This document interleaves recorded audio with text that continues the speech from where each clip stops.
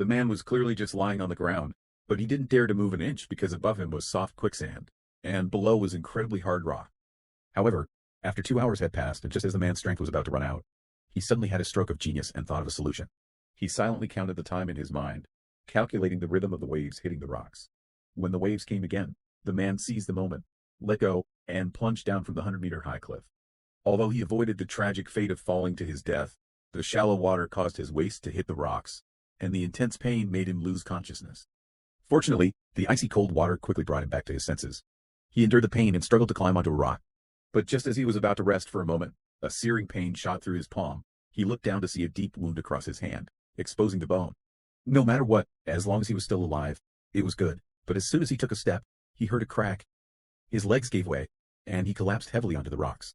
When he woke up again, he found that he had lost all feeling in his lower body. It turned out that the impact from the fall had shattered his pelvis. To make matters worse, even the phone he pulled out from his backpack was completely destroyed. The man fell into despair once more. Despite no response, he didn't give up.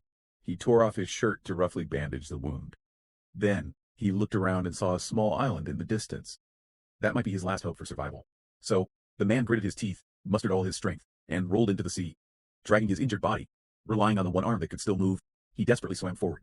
However, after swimming only a few dozen meters, a searing pain shot through his abdomen, and he began to sink uncontrollably. The instinct to survive made him struggle frantically. With great difficulty, he managed to surface. Yet, fate seemed unwilling to let him go easily, and he exhausted his last bit of strength, slowly sinking again. But this time, his expression seemed calm, as if he had accepted his fate. Just then, the rescue team finally spotted him. A diver pulled him up, and thus, the man was finally saved. Years later, when he and his loved one returned to this beach, the sea breeze no longer carried the fear and despair of the past, only the resilient strength of surviving a disaster.